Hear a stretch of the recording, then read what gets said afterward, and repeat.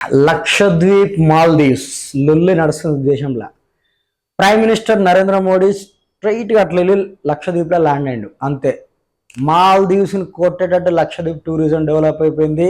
ఇక నుంచి టూరిజం అన్నా, ప్రకృతి అన్నా, సముద్రం అన్నా మాల్దీవ్స్ కాదు లక్షద్వీప్స్ అని రైట్ వింగ్ లో ప్రభుత్వానికి అనుకూలంగా ఉండేటోళ్ళు ఇక ప్రచారం అయితే స్టార్ట్ చేశారు.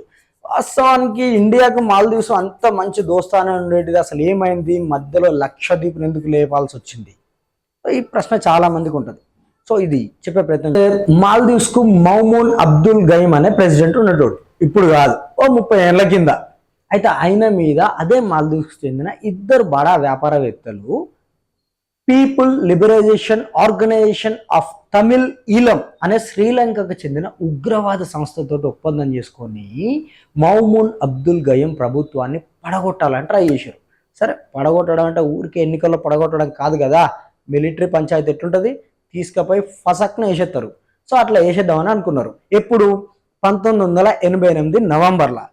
ఇక కొద్దిగా జర్ర అయితే మాల్దీవ్స్ అధ్యక్షుడు ఇండియా టూర్కి రావాలి. దానికి ముందు జరిగిన ప్రయత్నం. మేబీ మాల్దీవ్స్ అధ్యక్షుడు మరి ఇండియాకి వచ్చినాక చేద్దాం అనుకున్నారో, లేకుంటే ఇండియాకి రాకముందుకే ఆయన అక్కడికక్కడే ఫసక్ చేసేద్దాం అనుకున్నారో తెలియదు. కానీ అప్పుడు మాత్రం ఈ తిరుగుబాటు చేసిర్రు. ఆ టైంలో ఆయన ఏం చేసిండంటే ఈ తిరుగుబాటును ముందే గ్రహించి పోయి ఒక సేఫ్ ఇంట్లో దాక్కొని వెంటనే ఇండియాకు ఫోన్ చేసిండు. ఎవరప్పుడు prime minister? Rajiv Gandhi phone చేసి, రాజీవ్జీ మా దేశంలో నా మీద ఇట్లా కుట్ర పన్నీరు కొంతమంది శ్రీలంకన్కి చెందిన ఒక ఉగ్రవాద సంస్థతోటి కుట్ర పన్ని నన్ను చంపాలని చూస్తున్నారు, మా ప్రభుత్వాన్ని పడగొట్టాలని చూస్తున్నారు, మీ సహాయం కావాలి అని అడిగిర్రు. అంతే. రాజీవ్ గాంధీ ఒక క్షణం కూడా ఆలోచించకుండా వెంటనే ఇండియన్ ఆర్మీని తీసుకుపోయి మాల్దీవ్స్ దింపిండు.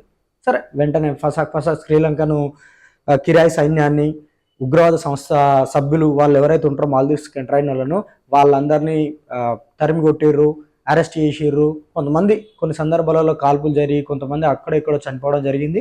సరే, మొత్తానికైతే తిరుగుబాటు అనేది క్లియర్ అయ్యి తర్వాత కూడా లొల్లేమన్నా కాగల్లా అని కొంతమంది సైన్యాన్ని, ఇండియన్ సైన్యాన్ని ఇండియా అక్కడే పెట్టింది అన్నట్టు.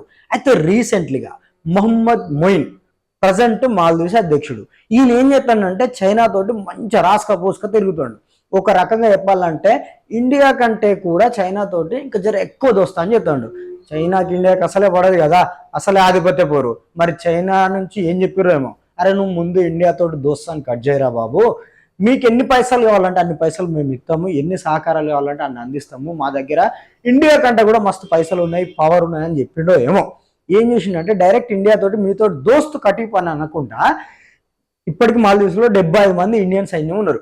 ఇండియా సైనికుల్ని తరిమి కొట్టాలి, ఇక్కడ నుంచి మాకు అక్కర్లేదు మీ సహాయం, ఇక్కడ నుంచి వెళ్ళిపోండి అని ఇండైరెక్ట్ గా సైన్యం పైన కక్ష సాధిస్తుంటారు. దీని ఏంటంటే సరే మా అంతర్గత సెక్యూరిటీ అనో, మా దేశాన్ని మేము చూసుకుంటామనో ఏవేవో కారణాలు చెప్పుండొచ్చు. కానీ చేసిన సహాయాన్ని, ఒకప్పుడు మునిగిపోయే మాల్దీవ్స్ ని ఇండియానే కాపాడింది. ఈ సహాయాన్ని మర్చిపోయి ఇప్పుడు ఇండియన్ ఆర్మీ మీద ప్రతీకార చర్యలకు సో దీంతో క్లియర్ కట్ గా అర్థమైపోతుంది కదా, ఇక ఇండియా తోటి మాల్దీవ్స్ కనెక్షన్ కట్ అయ్యేటట్టే ఉన్నాయి, ఇక అయ్యేటట్లేదు ఉండేటట్లేదు. కానీ మాల్దీవ్స్ ఏంటంటే జనాభా తక్కువ ఉన్నప్పుడు ఒక 200 చిన్న చిన్న దీవులు ఉంటాయి అన్నట్టు, అక్కడోటి మన ఊరంతా చిన్న చిన్న ఊర్లు ఉంటాయి కదా మన గ్రామాలల్లో, ఆసొంటి గ్రామాలు కలిపి ఒక 200 దీవులు కలిపితే మాల్దీవ్స్. టూరిజం ప్రకారం ఏంటంటే బాలి, మాల్దీవ్స్ ఇది చాలా ఫేమస్ అన్నట్టు వరల్డ్లో. అయితే మీరు మాతో దోస్తాన్ని కట్ చేసుకుంటారా, చాలా చూసుకుందాం, మిమ్మల్ని ఫైనాన్షియల్గా దెబ్బకొడతామని అనుకున్నారో ఏమో. నరేంద్ర మోడీ వెంటనే లక్షద్వీప్కి పోయిండు. మాల్దీవ్స్కి పోటీగా లక్షద్వీప్ని డెవలప్ చేస్తాను అంటాడు. లక్షద్వీప్స్ కూడా దాదాపుగా మాల్దీవ్స్ కొంచెం దగ్గరలో అట్లాంటి చిన్న చిన్న ద్వీపాల సముదాయం అన్నట్టు, చిన్న చిన్న ఊర్లు అంటే ద్వీపాలు ఉంటాయి. కానీ మాల్దీవ్స్ డెవలప్ అయింది కానీ లక్షద్వీప్స్ డెవలప్ కాలే. అందుకే లక్షద్వీప్ను డెవలప్ చేసి మాల్దీవ్స్ పోటీగా పెట్టాలని చూస్తున్నాడు అన్నమాట. సరే, రాబోయే రోజుల్లో మరి ఒకవేళ చైనా ఆధిపత్యం పెరిగితే, లేకుండా వాళ్ళిద్దరి మధ్య దోస్తాన్ని బలపడితే ఇండియా తోటి మాల్దీవ్స్ డిస్పాచ్ అవ్వచ్చు. ఆ లోపే లక్షద్వీప్ను డెవలప్ చేయాలని ఇండియన్ గవర్నమెంట్ ఆలోచిస్తుంది.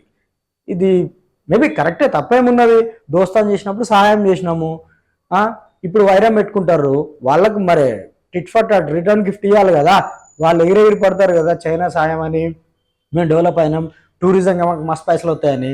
సో దాన్ని లక్షద్వీప్ తోటి ఇండియన్ గవర్నమెంట్ టార్గెట్ చేసిందండి. వాళ్ళని ఏం కొట్టట్లేదు, వాళ్ళ దగ్గర నుండి పైసలు గుంజుకోవట్లేదు, వాళ్ళని ఏం అనట్లేదు. జస్ట్ ఏంటంటే మాల్దీవ్స్కు అగైనెస్ట్గా లక్షద్వీప్ని డెవలప్ చేసుకొని మన ఇండియన్ టూరిజంని డెవలప్ చేసుకోవడంతో పాటు మాల్దీవ్స్ కూడా చెక్ పెట్టాలని గవర్నమెంట్ ఆలోచిస్తుంది. సో వీడియో నచ్చితే లైక్ చేయండి, కింద కామెంట్ చేయండి, ఖచ్చితంగా ఈ వీడియోని షేర్ చేసి ఎక్కువ మంది చూపించండి. అట్లనే డెఫినెట్గా సబ్స్క్రైబ్ చేసుకొని మా వచ్చే వీడియోని కూడా చూడండి.